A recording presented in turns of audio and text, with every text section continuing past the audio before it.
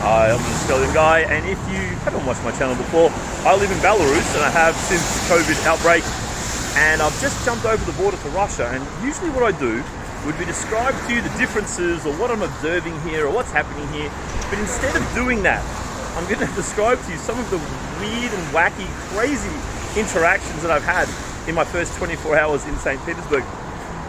Firstly, yesterday, I'm walking kind of near the train station, near Moscow train station, which is a big kind of area, lots of tourists, lots of people touting stuff, and a bit wild and kind of intense kind of environment. And I'm walking, and I notice this lady staring at me.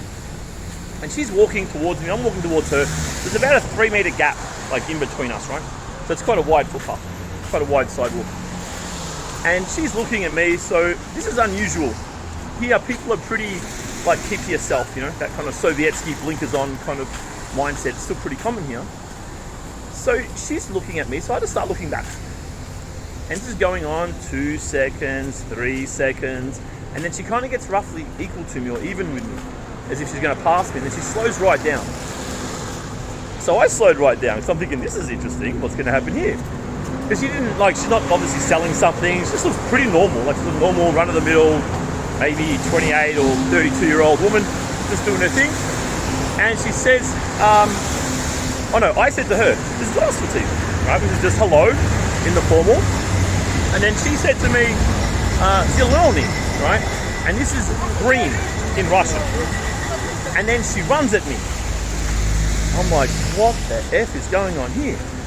And then she wraps her arms around me in this excited way, and I kind of like pull back a little bit. So I'm like, what is going on here? And I think, look, I must know this lady. And I'm kind of looking at her, and I'm like, she doesn't look familiar. But of course, Belarus does not have any foreigners. So being a foreigner there, especially from Australia, you do feel a bit like you're in a zoo exhibit sometimes, right? So if you meet people, they often remember you from like a 2-minute interaction, but you might not remember them because you met so many people that are kind of similar, look similar, act similar, behave similarly, etc.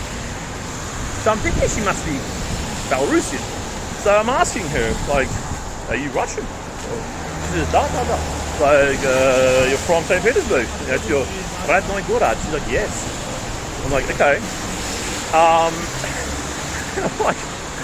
And then I'm like, maybe there's something going on, and I'm just feeling where her hands are, but her hands are high up on my body, not in my pockets or anything. So I'm thinking, you know, what's an explanation for this, right? And maybe pickpocketing, it's unlikely. It's very unlikely, but the whole situation's very unlikely, right? And then, okay, something, maybe she's working with somebody. So I can feel her hands wrapped around the top of my body. This is all within like a few seconds. So I'm like, all right. And I quickly squatted around my pockets with my hand in case someone had their hands in there. Then I tapped the fronts of my pockets. I could feel my phone and my wallet in the other one. Of course, this is my first day here, so my pockets is everything, right? Not just wallet, but also, of course, phone, passport, documents. I just got a SIM card, just got a bank card. All that stuff's in my pockets, right? The doco's in my pockets. So I'm like, all right, got to make sure that's safe. It's safe. And I'm just like, I think about then I switched into English. I'm like, who are you? What are you doing? Right? And she kept saying ziloni, right? And I'm like, is everything okay? Like, I'm starting to think she's just off her head or something, but I can see with her face, she's normal, right? Normal girl. There's no obvious affection by drugs or alcohol, or just a normal girl, dressed normally, presented normally. And then she gets out her phone. I'm like, here we go, where is this going to go, right? Pulls out her phone, and then she shows me the Facebook of a guy who's called Zeloni, and lo and behold, he actually looks a lot like me. So I'm the kind of guy that likes to banter with people, right? I like a little bit of chin wag, a little bit of fun, a little bit of silly humour with people. So I said to her, look, this is all very convenient. I have a sense that this is your way of just picking up guys in front of the train station, right? Which of course, in a Western country would be, haha, yeah, good one, yeah, obviously I'm not doing that. And I just kind of laugh at the lady, right? And it's just being silly, it's just banter, right? It's Aussie banter. And then she's like, oh, niet. And then she's showing me how they've been friends on there and showing me like photos of them together and this kind of stuff. And she took me really seriously, like I'm actually accusing her of using this kind of prop to try to hit on guys randomly. It's quite a bizarre thing. All right, so I'll leave that story there for a minute. And later on in the evening, I'd stopped doing my business, whatever. I'm just kind of chilling. And I'd met this lady in a coffee shop, and she was fluent in English, right? Actually Siberian, but living here, and she'd actually just lived in Belarus, could you imagine? She was actually living there when I was there. And she'd only just moved back here, and it's like, well, that's a pretty cool story. She seems pretty normal, let's hang out. So we just went for a walk. She's just playing tour guide, right? Went for a walk, and you'll see here, let me just kind of show you can't quite see, but most of the buildings look like this, right? Pretty much. St. Petersburg, at least the city centre, they look pretty similar. And on about maybe a balcony on level 4, there was a guy and a girl, just young, and they were loaded. They were on the vodkas, and they were dancing on the balcony, music pumping, and my instinct is, it's just to yell something to them, right? That's kind of my default response in that kind of situation. Just like a woo or whatever. And I asked her, because I know that people are funny with interactions here.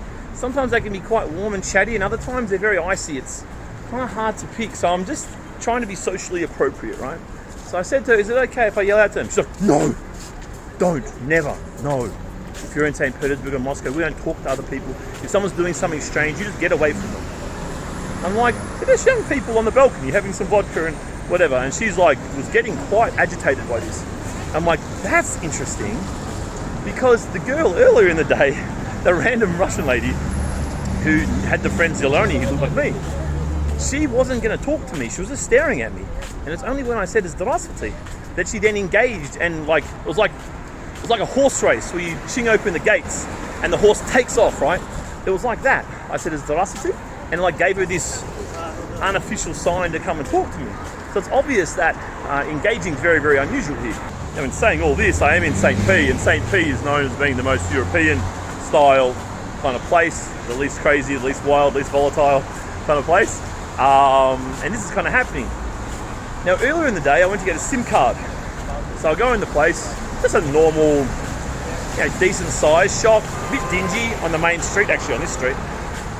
And just go in, have a bit of a chat to the bloke, everything's okay. I've worked out a plan, it's all good. He's like, where's your passport? So I give him the passport, and he's like, oh no, Australians, no, you can't have a SIM card with an Australian passport. I'm like, okay. I'm thinking in my head, what do I do here? Like, what friends do I have here? Who can I get to get me a SIM card? I'm thinking, which passport? He says, only Russian passport, right? I'm like, that sounds hard to believe. And hello, we've been speaking for about 5 minutes.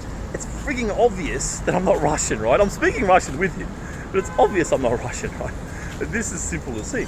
So I'm like, why have we just gone through the last 5 minutes? Right? And you might notice as well, the girl, the very first girl I was speaking about, she also didn't realise from my accent. I'm not sure why, but as I say, it's really, really obvious. So I'm thinking, well, this is a bit of a mess. If I don't have a SIM card, this is going to be a tough gig, right? I'm thinking, nah, come on. They're not going to stop giving people SIM cards. But now I'm thinking, well, the Australian government is kind of on, the other side, so to speak. It's like, maybe it's that. It's like, nah, they wouldn't just do that. Because if they're doing that, they just wouldn't let me in the country, right? So I'm like, well, he's not going to sell me one, so there's not much I can do here. So next stop, the bank. So I went to the bank, and this was a big professional kind of outlet, Sberbank, and they're like going through the process, and it's like, cool. And then she's like, oh, what's your number here? I was like, I don't have a SIM card. And she says, well, you need a SIM card to get a bank account. I'm like, I don't like this flow of events. So and then I told her, look, I've just been in this shop, and the guy said they don't give SIM cards to foreigners. And she's like, oh, I don't think that's true. I'm like, okay. And she's like, try another one. So I went off, I left the bank, and I tried another one. And sure enough, I got the SIM card with no problems at all. So I'm thinking, what was the first dude doing? Because there was no extra work involved. Because the first thing I thought was, he's just lazy, right? It's like, oh, fuck, whatever. If you're lazy, you're lazy.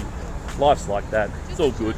And I'm like, no, but it didn't take that long. Like the guy in the MTS, mate, it was a 2 to 3 minute operation. We're out, and we'd already spent most of that time together in the other shop. So I'm just like, what the F's this guy's problem?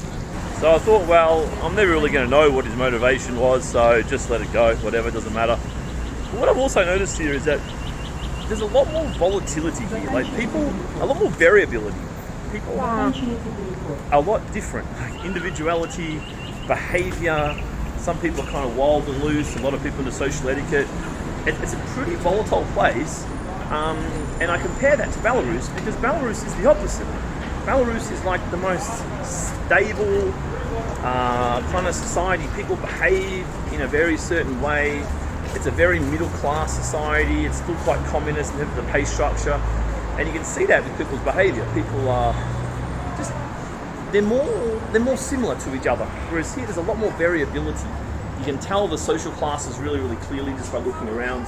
And you get that sense of, should I say, a low trust society. Like Belarus is definitely a high trust society. People trust each other, people behave consistently, reliably.